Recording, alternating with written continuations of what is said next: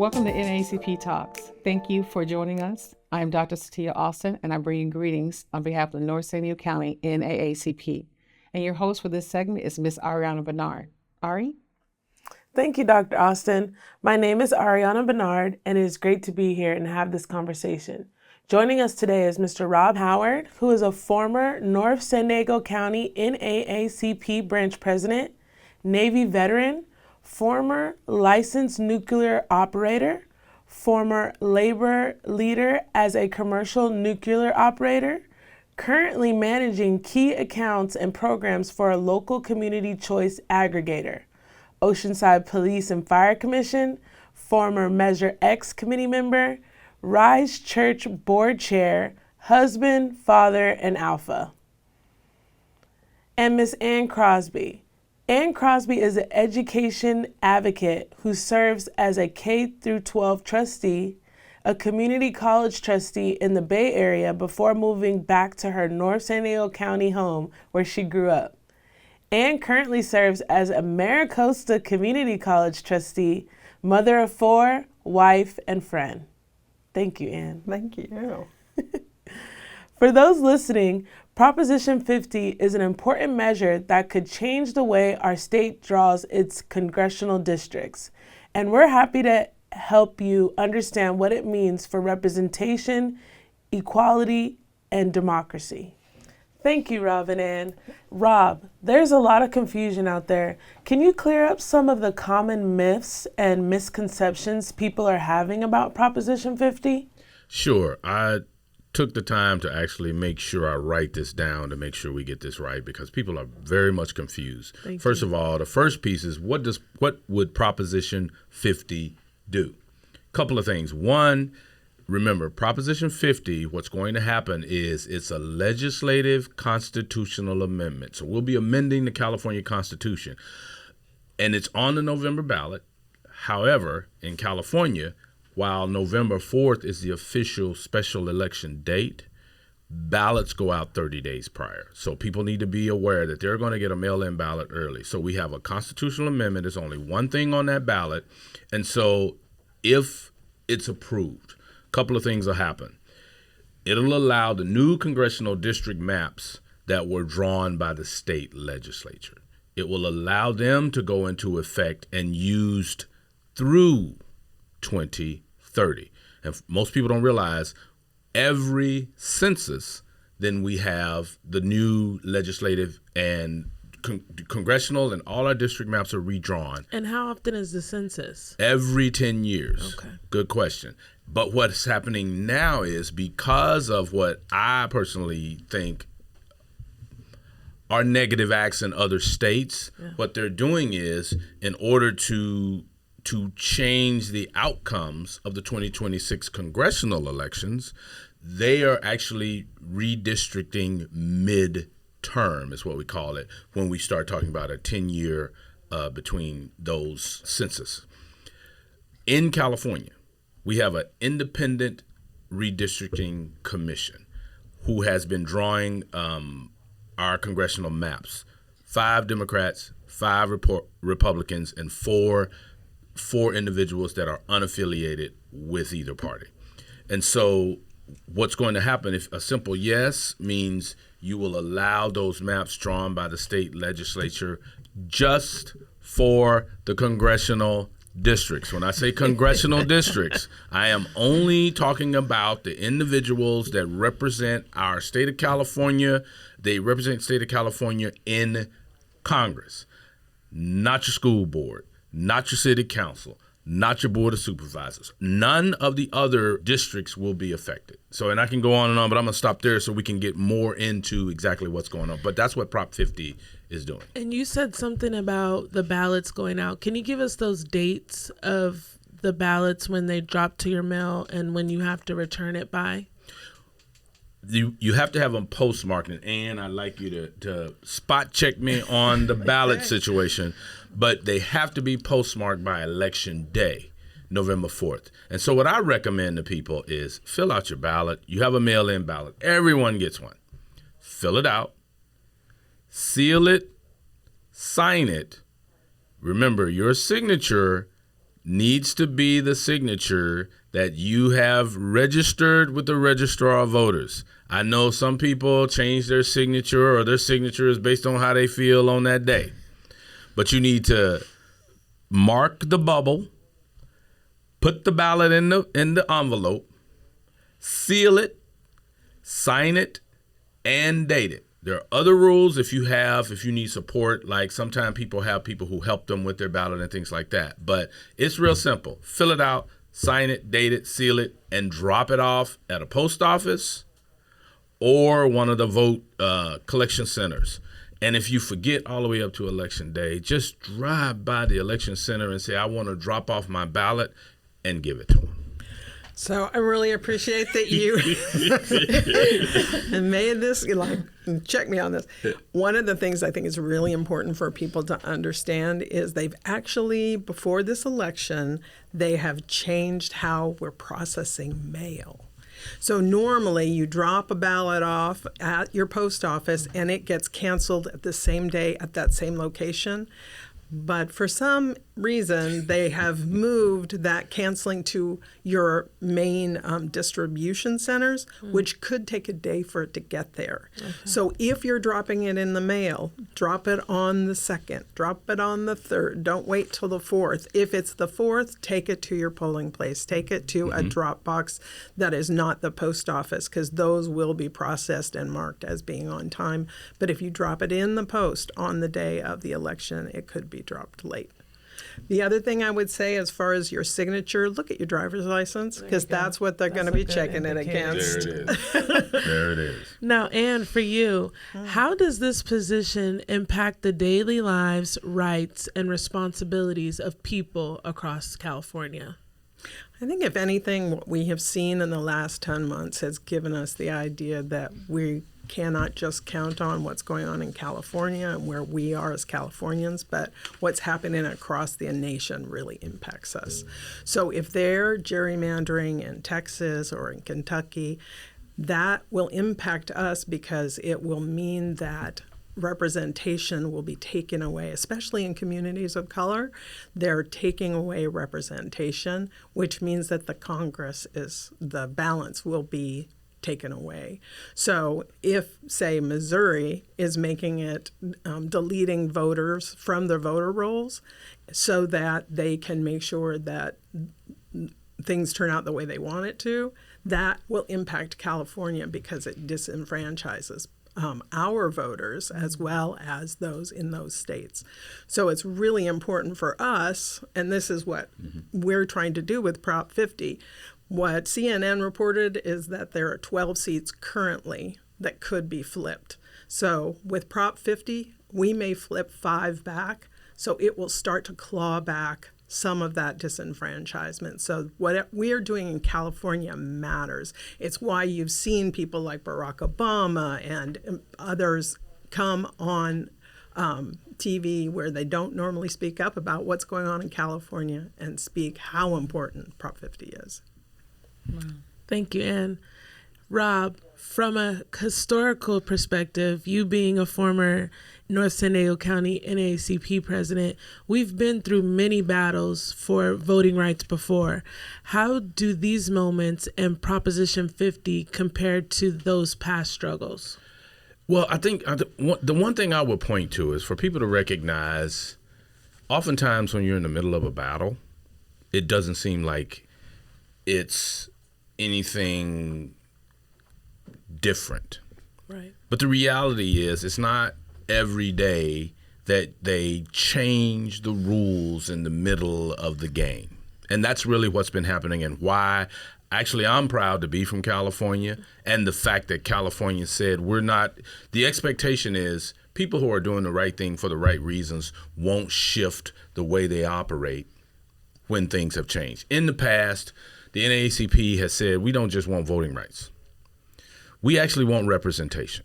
Right. Why is that important? Historically black colleges and universities, people say, well, why do you have them? That's because we weren't allowed to go to the other ones. Let's just put it out there. And so those schools were funded because students need the type of support they need. When you start talking about the rules and the things that are being gutted, like we fought for years to get the Civil Rights Act passed. the Voting Rights Act passed. And now they're clawing that back. What this does is it puts a check and balance in place to stop Congress from continuing that to go. I mean, they want to talk about, we're fighting, why do we need DEI? Why are you afraid of diversity? Why are you afraid of equity? Why are you afraid of inclusion? We know that when America includes all of its citizens, what happens is we get a better product. So if you only want one person doing that, and the NAACP has fought for inclusion. I am personally old enough not to really care how people feel about the fact of everyone having an opportunity. And I'm going to be out front and say what the NAACP has done in the past is going to lead how we fight in the future, which is why I'm thankful that NAACP Talks has brought us on to actually have this conversation. Now, talking about the past and talking about the future, Ann, for someone voting for the first time, what would you tell them about Proposition 50 and how it could shape the future for their voice in democracy? One of the things I think just in general is people have this misconception that your vote doesn't matter. Right. What is my one vote? Oh, I didn't quite get there. Yeah. It'll be fine, and my vote doesn't matter. Well, locally, there are election after election where it is down to 12 votes, 13 votes. My father was on city council, and he won by 12 votes in a recount. Wow. So it happens. So first of all, that's really important that your vote counts. And I think with Prop 50, what I would really want them to know, yes, your vote, yes, on Prop 50 is really important, and it's really easy. It's one question. You just mark that yes and get it in. Really easy, versus the longer ballots where people feel confused about it. No, I don't really know how to vote, so I'm not going to. Well, this is really important for this one. But when it comes to 2026, that just changes how things will look in 26 and 28. But if you don't vote in 26 or in 28, it won't make a difference. So you not only have to vote yes for Prop 50, but you have to get out and vote in 2026. And there's loads of resources to help people find information about candidates. And, the NAACP is a perfect example of a great place to go to ask the questions. If you don't know, reach out, because there are people who are more informed who will help you see what's going on and can help you make those decisions. Now, for both of you, let's talk about what happens next. If Proposition 50 is approved, what are the immediate next steps in terms of implementation, legal changes, or future reforms? I'm real big on taking notes about things like that because for those of us, first of all, I just want to say for those who aren't fully engaged in the election process, they follow every election, they follow the political talk shows, it's okay. Because there are political junkies like myself that literally get into this, and I want to talk about it. I'm sorry, I don't do The Bachelor and all of those things. I want to find out who's getting elected, who's running, how much money have they raised. Because it affects you. Because it affects me directly. And so the process is we have the election, and I can't stress it enough. Turn that one ballot in. Turn that one issue ballot in. Once those ballots are turned in, they have to certify the vote, which is a process where after the election is done, then they go to the county election officials, and for us is San Diego County Registrar of Voters. And if you want to know anything about who you can vote for or any of that, SD as in Delta, vote.com, and just peruse that website. It's got so much information. Then they activate the legislatively drawn maps. So in other words, we have a midterm election in 2026. A yes vote will allow those maps drawn by the state legislature to go into effect. And so that information will go out to the San Diego Registrar of Voters, all the other county election officials, and then election materials have to be updated and all of that. One part that's been troubling people and the ones who want to say no because honestly, they genuinely are altruistic about having great democracy. And that's the fact that the independent commission will be suspended from map drawing temporarily. People are worried about that, but it's a temporary change. Under the yes scenario, the commission will not draw the new lines for 2026, 2028, 2030. They go back into effect at 2030, and then we get the information, we get the census, and then they start drawing maps going forward. And then the last thing, you get public information. We got to go let everybody know what's happening. And again, I would say the folks who are communicating that probably could do a better job of getting it out on channels where people are. Right. Like, I don't do a lot of the social media, but I know people are there. That's where they need to be. So that's the process next going forward. In San Diego, we're really lucky. We have amazing registrar of voters office. Yep. So for what I would say for people is if you're really not sure and you don't know who to trust, call the registrar of voters office and ask the question. They're amazing. And also the website is really good. Yes. But I think what's really important for people to understand in this time right now, disenfranchisement is happening. It is there's a Supreme Court case right now that is looking at how Kentucky has done their boundaries, and it will impact us. So we have to do everything we can to get the legislature to be such that it will put in place the John Lewis Voting Rights Act, put that in place, make sure that we're protecting people's vote, because it should be one person, one vote. It should be free and fair elections. And what I like to remind people is that in Russia, they have elections. It's not that they don't have elections. They're just not free and fair. And that's what we're trying to protect with this situation. So it's going to be really important. The one thing I want to add in is as you see this, people are asking, why is the NAACP butting into this issue when they're supposed to be a nonpartisan organization? Let me just say, first of all, the NAACP is a nonpartisan organization. Yes. We're not supporting any candidate. We're not supporting any particular party. Right. But what we do when we have propositions, the NAACP evaluates those based on the effect of the community and its membership.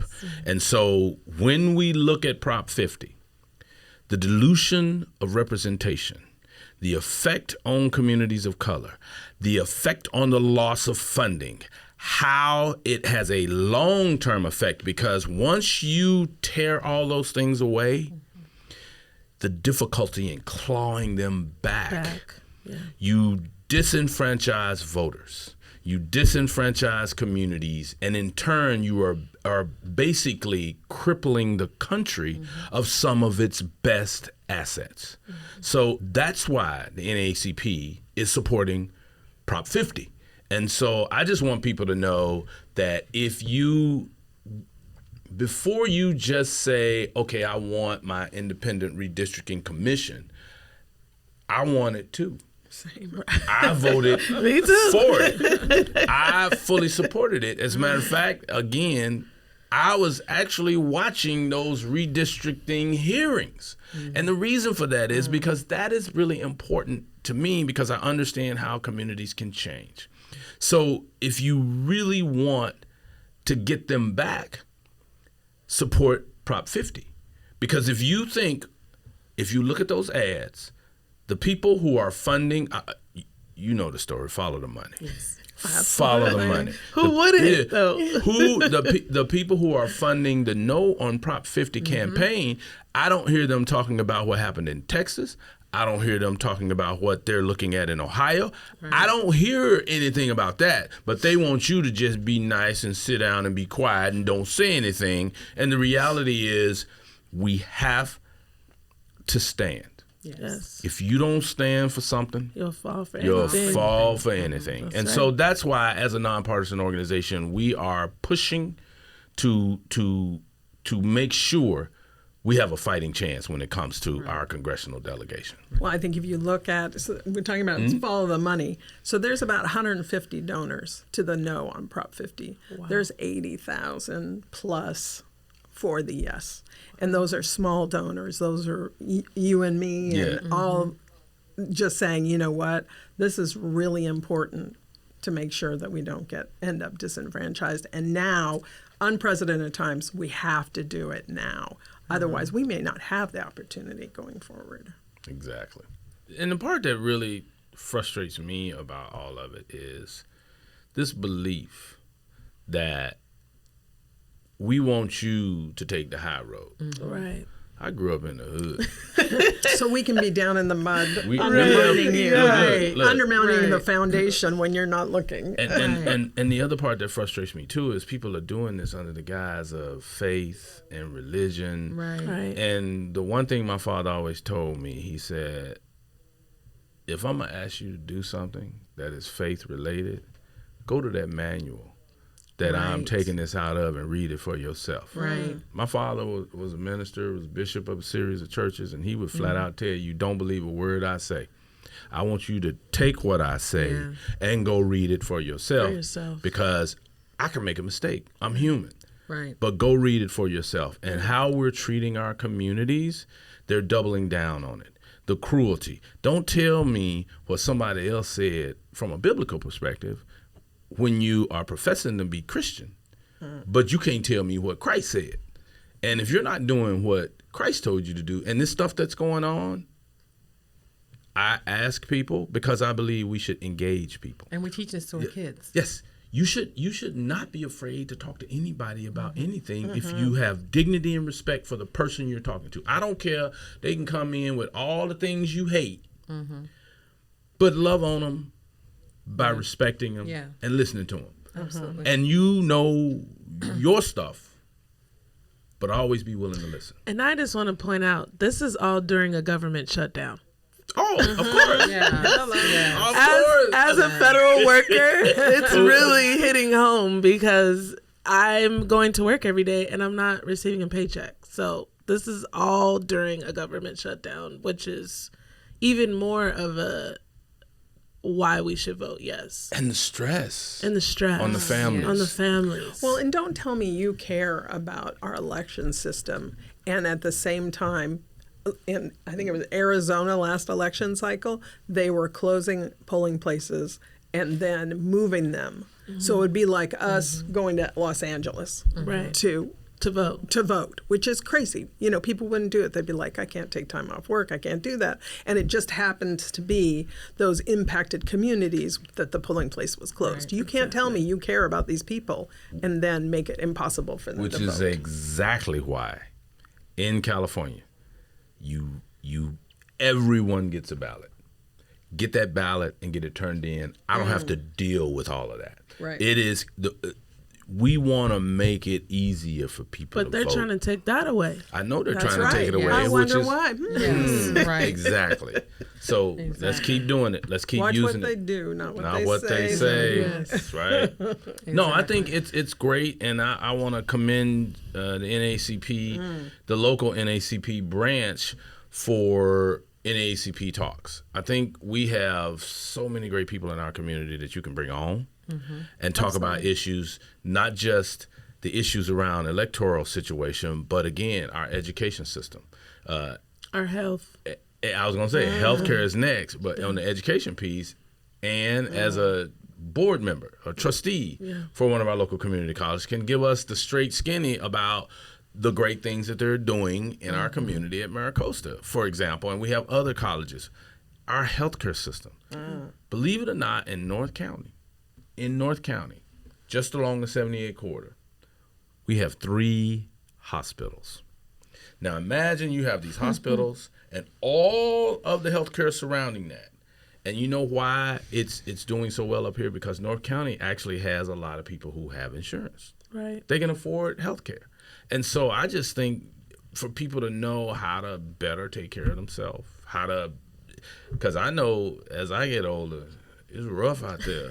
It's the little things that we have to do. So So, But it's also now with the challenges coming forward, rolling back those healthcare options. And people, again, we're talking about people with systemic type of, illnesses and diabetes and things going on, even with the schools. And so, again, it's like we're still recreating a new problem with an already failed system in our school districts. And so we have to be able to talk about that. Absolutely. if I can get you focused on your direct issues, having a job that doesn't pay enough for you to have a livable wage, not being able to keep your kids in school, worried about housing, then guess what?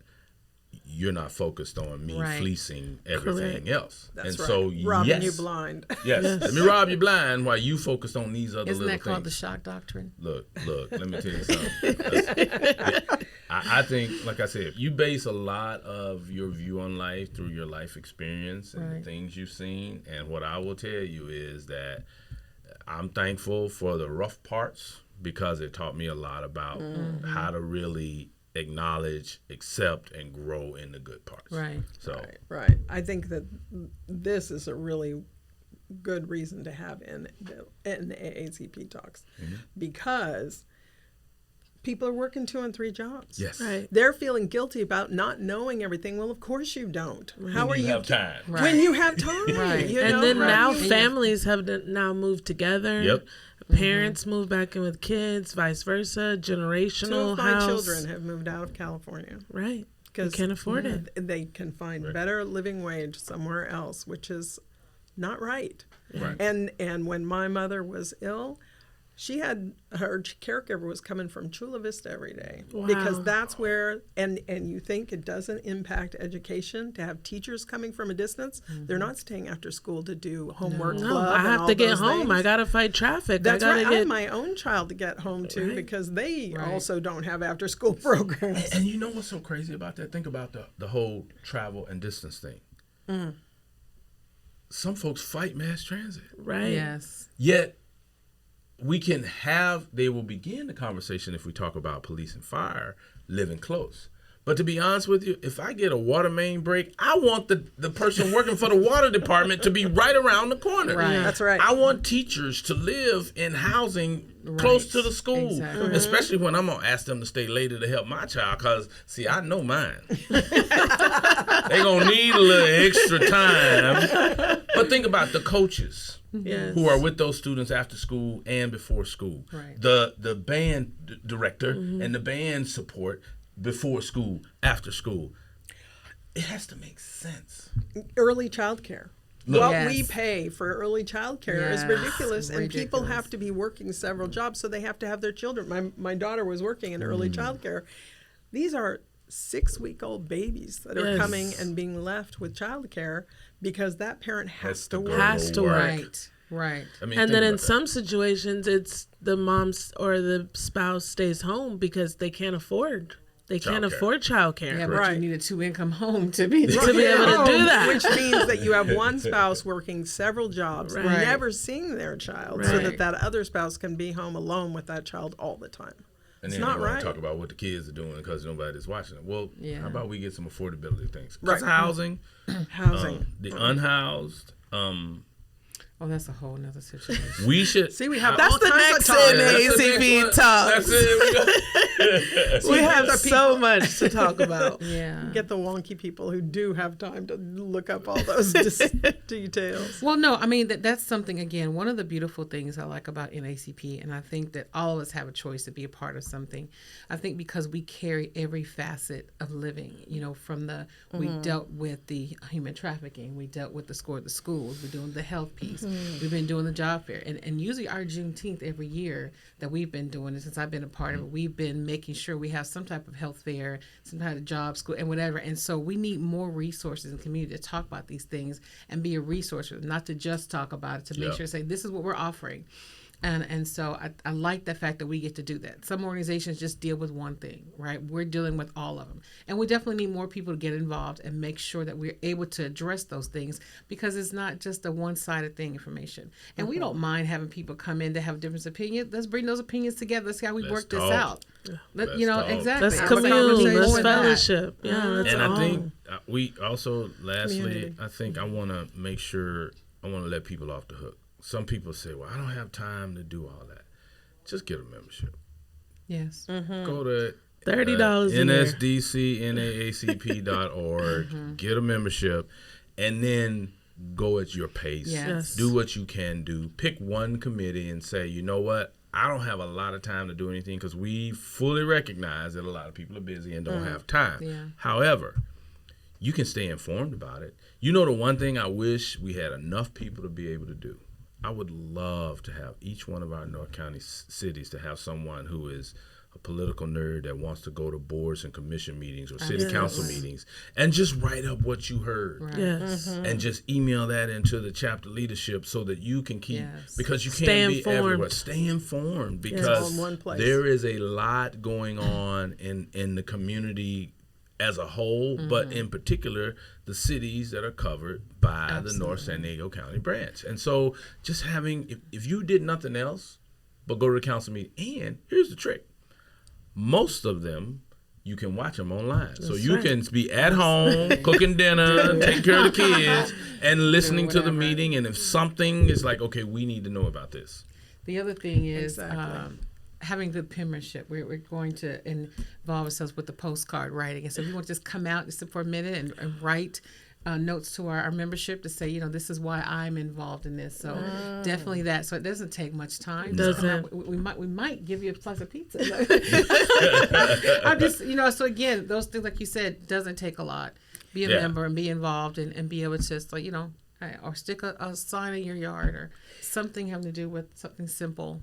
Yeah, we can't do everything. Right. Everyone can do something. Right. There you go. And by that, we get it done. And by having that person who goes to those meetings and does the write-up, then when they have an elected official who says they do these things, you were like, well, actually, I'm not seeing that on this day. You said this. It's not what you're really doing. Yes. So. And so I think it feels like we're running out of time. Yeah, I know, we're just I just running. want to thank you all for the opportunity. So This is wonderful. Thank you. all right. Thank you so much for joining us. KOCT, this is a beautiful space. I can't wait to use it again. We only have a few days left to make our voices heard. This is our time to fight back against confusion, misinformation, and voter fatigue. Let's stay focused, keep spreading the word, and make sure everyone we know votes yes on Proposition 50. Our unity is our power. Let's make history now.